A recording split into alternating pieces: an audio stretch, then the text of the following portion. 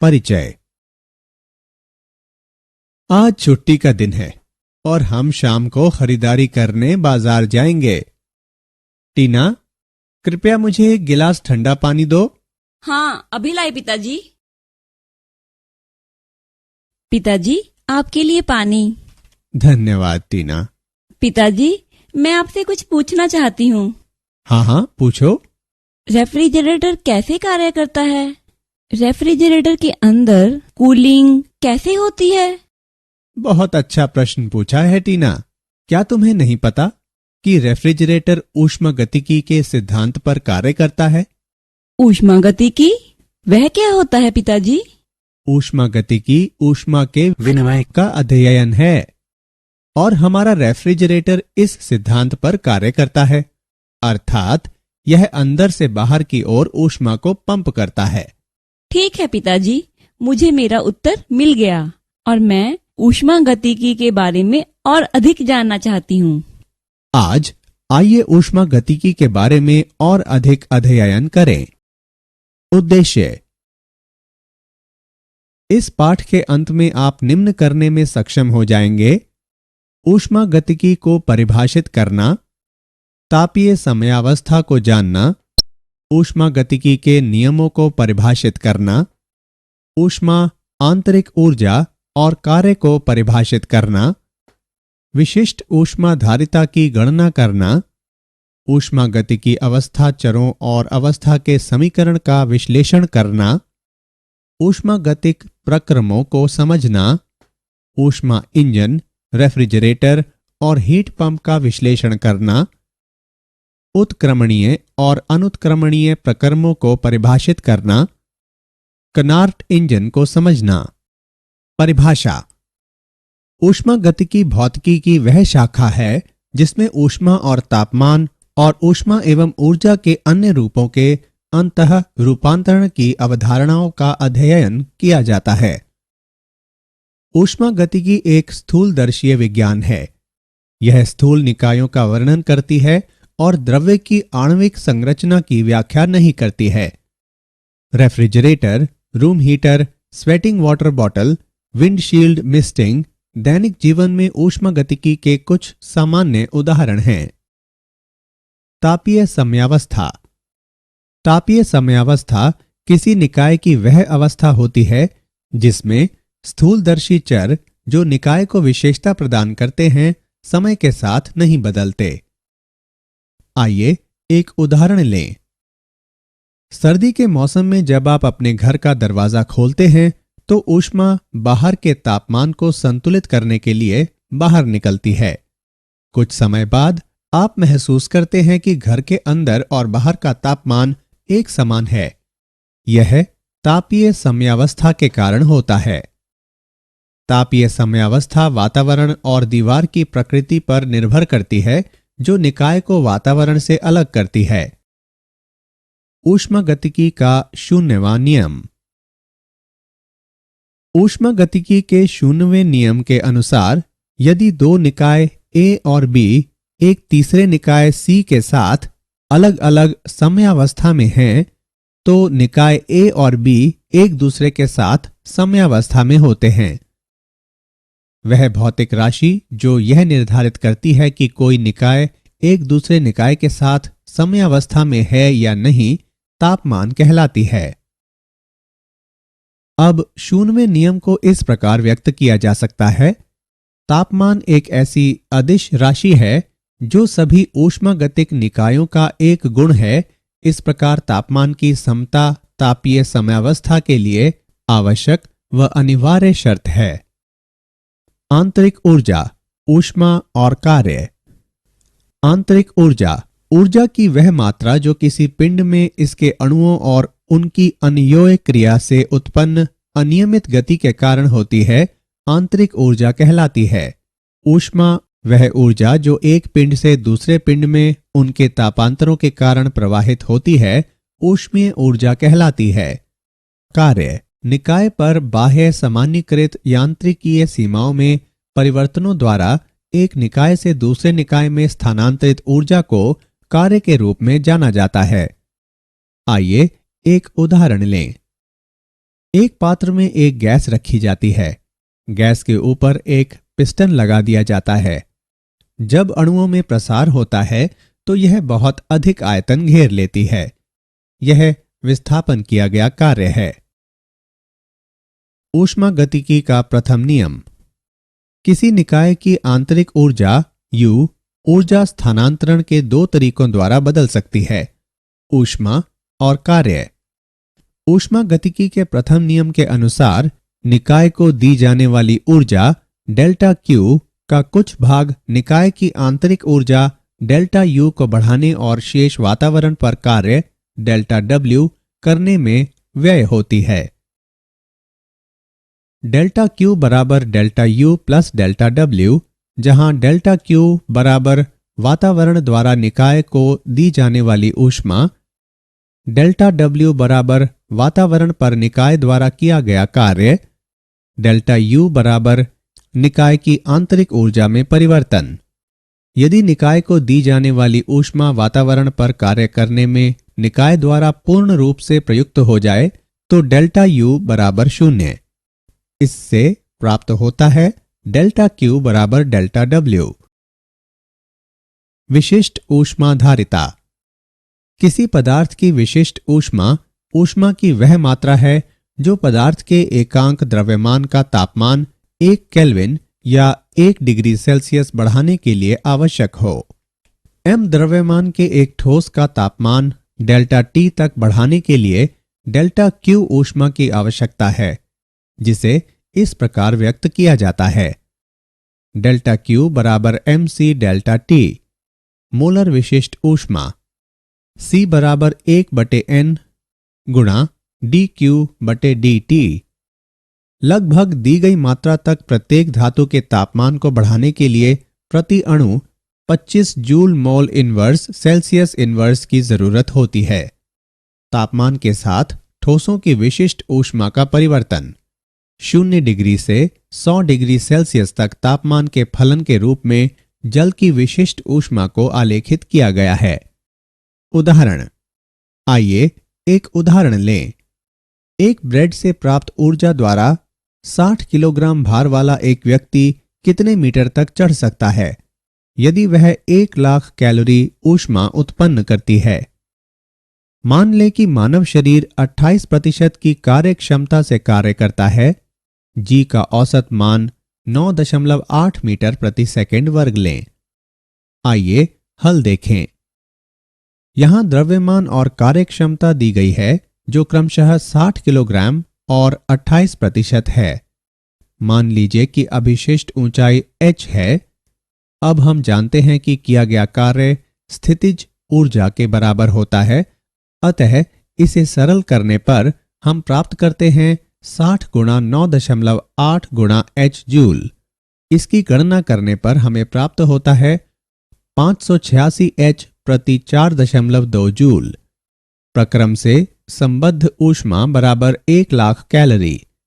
गणना करने पर हमें प्राप्त होता है 28/100 गुणा 1 लाख, जो बराबर है 588 h बटे 4.2 के। अतः h बराबर 200 मीटर। अतः व्यक्ति 200 मीटर तक चढ़ सकता है। ऊष्मागतिक अवस्था चर और अवस्था समीकरण। जब कोई निकाय अपने वातावरण के साथ समयावस्था में होता है तो निकाय का दाब P, आयतन V और तापमान T निकाय की ऊष्मागतिक अवस्था की व्याख्या करता है। इन्हें अवस्था चर भी कहा जाता है। समीकरण अवस्था किसी पदार्थ द्वारा संतुष्ट P, V और T के मध्य एक संबंध है। सरलतम अवस्था समीकरण आदर्श गैस समीकरण है।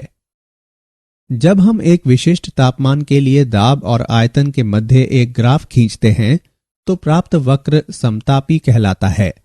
CO2 के लिए अलग अलग समतापियों के आलेख इस प्रकार हैं। ऊष्मागतिक प्रक्रम। स्थैतिक कल्प प्रक्रम। ऐसा निकाय जो अपने चरों को इतनी मंद गति से बदलता है कि यह पूरी प्रक्रम में अपने वातावरण के साथ तापीय या यांत्रिकीय समावस्था में रहता है। स्थैतिक कल्प प्रक्रम में प्रत्येक चरण में निकाय और वातावरण के दाब और आयतन में बहुत कम अंतर होता है। समआयतनिक प्रक्रम।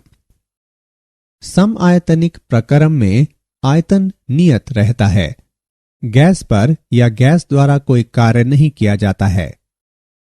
गैस द्वारा अवशोषित ऊष्मा पूरी तरह से इसकी आंतरिक ऊर्जा और इसके तापमान को परिवर्तित करने में व्यय होती है। नियत आयतन पर ऊष्मा की दी गई मात्रा के लिए तापमान में परिवर्तन का निर्धारण गैस की विशिष्ट ऊष्मा द्वारा किया जाता है। समदाबी प्रक्रम। समदाबी प्रक्रम में दाब निश्चित रहता है। अवशोषित ऊष्मा का कुछ भाग आंतरिक ऊर्जा को बढ़ाने में और कुछ भाग कार्य करने में व्यय होता है। नियत दाब पर ऊष्मा की दी गई मात्रा के लिए तापमान में परिवर्तन गैस की विशिष्ट ऊष्मा द्वारा निर्धारित होता है। चक्रीय प्रक्रम। चक्रीय प्रक्रम में निकाय अपनी मूल अवस्था में वापस लौट आता है, चूंकि आंतरिक ऊर्जा एक अवस्था चर है। एक चक्रीय प्रक्रम के लिए डेल्टा U बराबर 0 अवशोषित कुल ऊष्मा निकाय द्वारा किए गए कार्य के बराबर होती है। समतापी एवं स्थिरोष्म प्रक्रम। समतापी प्रक्रम। इस प्रक्रम में निकाय का तापमान नियत रहता है। एक आदर्श गैस के मोलों की दी गई संख्या के लिए हमारे पास है PV बराबर nRT, जहां n बराबर मोलों की संख्या, T बराबर गैस का तापमान, R बराबर सार्वत्रिक गैस नियतांक। चूंकि T नियत है इसलिए PV भी नियत है। समतापी प्रक्रमों की आवश्यक शर्तें हैं: तापमान नियत रहना चाहिए, परिवर्तन मंद दर पर होने चाहिए, गैस की विशिष्ट ऊष्मा अनंत हो। स्थिरोष्म प्रक्रम। इस प्रक्रिया में निकाय और वातावरण के मध्य ऊष्मा का कोई विनिमय नहीं होता है। डेल्टा Q बराबर 0। स्थिरोष्म प्रक्रमों के लिए आवश्यक शर्तें हैं: ऊष्मीय ऊर्जा का कोई स्थानांतरण नहीं होना चाहिए, परिवर्तन तीव्र दर पर होने चाहिए, विशिष्ट ऊष्मा 0 हो। एक आदर्श गैस का दाब आयतन वक्र दो समतापियों को जोड़ने वाले दो स्थिरोष्म प्रक्रमों को प्रदर्शित करता है। ऊष्मा इंजन। ऊष्मा इंजन एक ऐसा उपकरण है जो एक कुंड से निकलने वाली ऊष्मा के एक भाग को उच्च तापमान पर उपयोगी कार्य में बदलता है और शेष को निम्न तापमान पर कुंड को निराकृत कर देता है। ऊष्मा इंजन 4 घटकों से मिलकर बनता है: स्रोत, जहां से ऊष्मा निकलती है; सिंक, जहां ऊष्मा के एक भाग को निराकृत किया जाता है; कार्यकारी पदार्थ, कुछ गैस या जलवाष्प जो कोई उपयोगी कार्य करने के लिए फैलता है; मशीन, कोई यांत्रिक निकाय जिस पर उपयोगी कार्य किया जाता है। कुशलता। ऊष्मा इंजन की कुशलता को किए गए कार्य और स्रोत से निकलने वाली ऊष्मा के अनुपात द्वारा व्यक्त किया जाता है। कुशलता बराबर 1 माइनस Q2 बटे Q1। रेफ्रिजरेटर और हीट पंप। किसी रेफ्रिजरेटर में ठंडे कुंड से गर्म कुंड की ओर ऊष्मीय ऊर्जा का प्रवाह। यह T2 पर ठंडे कुंड से ऊष्मा की Q2 मात्रा अवशोषित करता है। एक बाह्य कारक द्वारा इस पर कार्य किया जाता है और T1 पर गर्म कुंड पर ऊष्मा की Q1 मात्रा निराकृत होती है। निकाय एक बाह्य कारक द्वारा संचालित होता है। रेफ्रिजरेटर का निष्पादन गुणांक अल्फा बराबर Q2 बटे Q1 माइनस Q2। ऊष्मागतिकी का द्वितीय नियम। ऊष्मागतिकी के प्रथम नियम की निम्नलिखित सीमाएं हैं। यह उस दिशा को इंगित नहीं करता है जिसमें परिवर्तन हो सकता है। ऊष्मागतिकी का प्रथम नियम इस बारे में कोई विचार नहीं देता कि परिवर्तन किसी सीमा तक होता है। ऊष्मागतिकी का द्वितीय नियम प्राकृतिक रूप से होने वाले ऊर्जा रूपांतरण की दिशा के बारे में जानकारी देता है। द्वितीय नियम के दो प्रमुख कथन इस प्रकार हैं। क्लासियस कथन: ऐसे उपकरण का निर्माण करना असंभव है जो जब एक चक्रीय प्रक्रिया में परिचालित हो तो एक ठंडे पिंड से गर्म पिंड में ऊष्मा स्थानांतरण के अतिरिक्त कोई अन्य प्रभाव उत्पन्न न करे। केल्विन प्लांक कथन। ऐसे उपकरण का निर्माण करना असंभव है जो जब एक चक्रीय प्रक्रम में परिचालित हो तो एक स्रोत से ऊष्मा लेकर इसे पूरी तरह से कार्य में रूपांतरित कर दे। उत्क्रमणीय और अनुत्क्रमणीय प्रक्रम। उत्क्रमणीय प्रक्रम यह वह प्रक्रम है जिसे पुनः विपरीत दिशा में प्राप्त किया जा सकता है ताकि निकाय और वातावरण प्रत्यक्ष प्रक्रम में प्रत्येक चरण पर उसी एक समान अवस्था से गुजरते हैं। विद्युत अपघटन एक स्प्रिंग का मंद संपीड़न एवं विरलन उत्क्रमणीय प्रक्रम के उदाहरण हैं। अनुत्क्रमणीय प्रक्रम यह एक ऐसा प्रक्रम है जो अपनी मूल अवस्था में वापस नहीं लौटते। निकाय प्रत्यक्ष प्रक्रम में एक समान मध्यस्थ अवस्था से नहीं गुजरता है। सभी रासायनिक अभिक्रियाएं और प्राकृतिक प्रक्रम अनुत्क्रमणीय प्रक्रम के उदाहरण हैं। Connaught engine. कनाट का इंजन उत्क्रमणीय चक्र में कार्य करता है जिसे कनाट का चक्र कहा जाता है। एक कनाट के चक्र में निम्न चरण होते हैं। समतापी प्रसार। सिलेंडर स्रोत के साथ तापीय संपर्क में रखा जाता है और पिस्टनों पर धीरे धीरे भार घटाया जाता है। गैस नियत तापमान T1 पर समतापीय रूप से फैलती है और आयतन V1 से बढ़कर V2 हो जाता है। इस प्रसार के दौरान अवशोषित ऊष्मा की मात्रा Q1 है। स्थिरोष्म प्रसार। सिलेंडर को एक अचालक स्टैंड पर रखा जाता है और पिस्टनों के भार को और घटाया जाता है।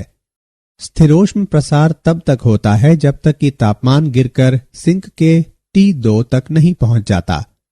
गैस का आयतन V2 से बढ़कर V3 हो जाता है और इसका तापमान T1 से गिरकर T2 हो जाता है। समतापी संपीड़न। सिलेंडर को सिंक पर रखा जाता है और पिस्टन पर भार को बहुत धीरे धीरे बढ़ाया जाता है। गैस T2 पर समतापीय रूप से संपीड़ित होती है और इसका आयतन V3 से घटकर V4 हो जाता है। समतापीय संपीड़न के दौरान निराकृत ऊष्मा Q2 है। स्थिरोष्म संपीड़न। सिलेंडर को अचालक स्टैंड के ऊपर रखा जाता है और भार को और बढ़ाया जाता है। स्थिरोष्म संपीड़न तब तक होता है जब तक कि गैस का तापमान स्रोत के तापमान को बढ़ा नहीं देता। इस प्रकार गैस का आयतन और घटकर V4 से V1 हो जाता है और इसका तापमान T2 से बढ़कर T1 हो जाता है। एक कनाट चक्र की कुशलता है Q1 बटे Q2 बराबर T1 बटे T2। मूल्यांकन। आगे बढ़ने से पहले आइए देखें कि आपने कितना सीखा। सही विकल्प को उठाकर उसके संगत स्थान पर रखें। क्या आप जानते हैं? क्लासियस ने दिखाया कि प्रत्येक घटना वास्तव में इसलिए होती है क्योंकि ऊर्जा उच्च ऊर्जा वाले क्षेत्रों से निम्न ऊर्जा वाले क्षेत्रों की ओर, गर्म क्षेत्र से ठंडे क्षेत्रों की ओर गति करती है। एक बार ऊर्जा के ऊष्मा में बदल जाने पर या नष्ट हो जाने पर इसका पुनः उपयोग नहीं किया जा सकता। जैसे कि बर्फ के पिघल जाने पर आप उससे पुनः इग्लू नहीं बना सकते। ऊष्मा गतिकी के द्वितीय नियम के अनुसार प्रत्येक बार उपयोग करने पर ऊर्जा नष्ट होती है। इसलिए ब्रह्मांड की एंट्रैपी बढ़नी चाहिए। सारांश। आइए हमने जो कुछ सीखा है उसे संक्षेप में दोहराएं।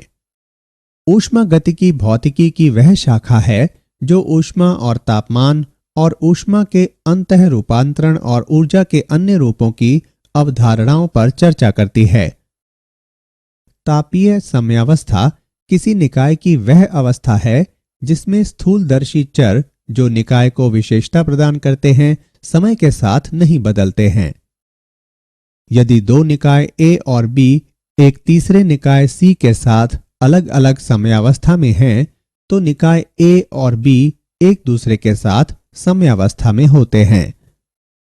निकाय को दी जाने वाली ऊर्जा का कुछ भाग निकाय की आंतरिक ऊर्जा बढ़ाने में और शेष वातावरण पर कार्य करने में व्यय होता है। किसी पदार्थ की विशिष्ट ऊष्मा ऊष्मा की वह मात्रा होती है जो पदार्थ के एकांक द्रव्यमान का तापमान 1 केल्विन या 1 डिग्री सेल्सियस बढ़ाने के लिए आवश्यक हो। ऐसे उपकरण का निर्माण करना असंभव है जो जब एक चक्रीय प्रक्रम में परिचालित हो तो एक ठंडे पिंड से गर्म पिंड में ऊष्मा स्थानांतरण के अतिरिक्त कोई अन्य प्रभाव उत्पन्न न करे।